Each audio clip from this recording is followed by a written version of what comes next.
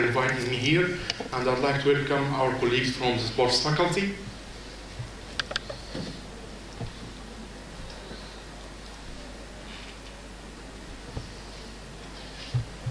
My talk today will be about sport-related craniospinal injury, how to prevent them, and what to do in the first scene at the site of injury. Athletic competition has long been known as a source of craniospinal injuries. The sport activities that have the highest risk of catastrophic injuries are football, ice hockey, wrestling, diving, skiing, and rugby. In Toronto, most of cases that we met in the emergency hospital are due to diving and football play. Mechanism of cranial injury include coup, where there is brain injury at the site of impact, and contra-coup lesion, where there is brain injury contralateral or opposite the site of the impact due to head of the brain by the bones of the skull.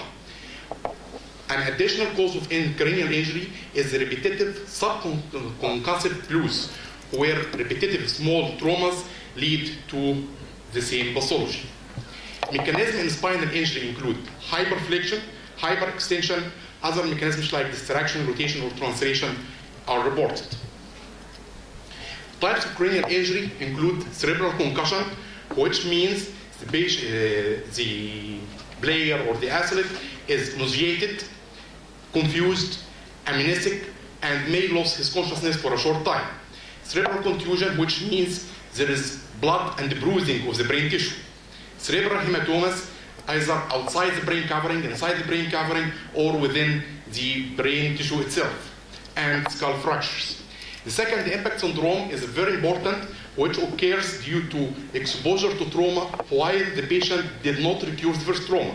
The patient has mild cerebral concussion, he returns to play, then he has a second trauma while he didn't cure from the first one. It had very bad prognosis, and it led to mortality in 50% of cases. And despite both traumas are delicate and not severe traumas. Cervical injuries include anterior wedging, where the anterior part of the body is compressed and becomes triangle-like, teardrop burst fracture, where part of the cervical vertebrae tears, and it is most important when it tears backward, and nerve root injury, soft tissue strains, subluxation or dislocation, locked facet, and Claes-Kluver's fracture, where the posterior part of the spinous fractures from hyperflexion injury. What to do if there is an urgent repair in the field?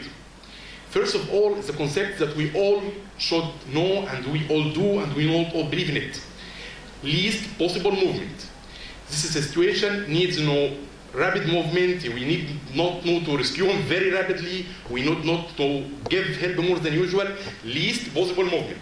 Don't carry, don't rotate, and don't do anything to the injured player alone.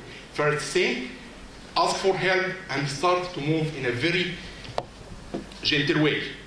We have to gently place the injured player in a supine position and perform manual neck stabilization. Manual neck stabilization means one person has to devote himself to stabilize the patient's neck with his hands. He will not do anything else other than that until we secure the cervical spine.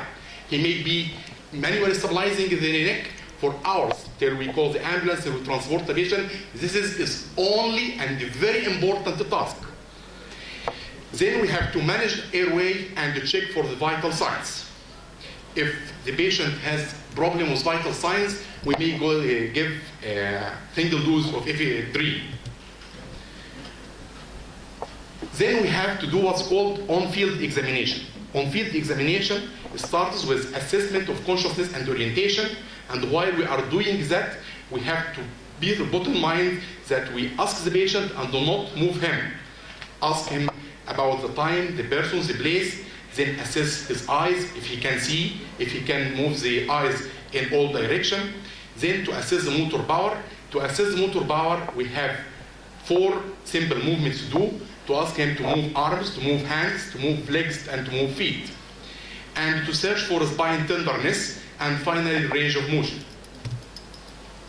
If the patient is awake and alert and no abnormalities detected in examination of the motor power and no tenderness on the spine, and has a full voluntary range of movement, this means that cervical spine is clear and we can start to move him. Other signs that we should look for is the signs of the skull fracture, where watery blood comes from the ear or the nose, or there is bluish discoloration of the eye. Transportation. During transportation, we have to do what's called the log rolling, where four people at rest should help the player to be transported to the spine board. The first one is doing what we call the manual neck stabilization. The other two is holding the patient from the side. The first person is holding the shoulder and the knee, while the third one is holding the hand and the feet. Then they rotate the patient as one piece on counting 3 to his side and put the spine backboard and then retain him again. Following that, we should do neck stabilization. Neck stabilization has special device which is present in ambulance car. If it is not present, we can go strapping of the head from side to side on the spine board using a adhesive strap or any band. At this stage, the one who is doing a manual stabilization can take his hands off. Then the patient is transmitted to the hospital. As we told those in the scene of injury to do minimal mobilization, we are telling the doctor to do minimal required investigation. You need to transport the patient from the plain X-ray table to the CT table to the MRI table. The least possible and conclusive investigation is to do CT. It is one investigation. It is done in one place using multi-slice scanners. It can scan the brain and scan cervical spine and give surgical and 3D reconstruction to diagnose the injury. Message to home include that we should be aware about possible sport-related injuries and to do little gentle movement of the injured and be aware of the log rolling and neck stabilization. Thank you.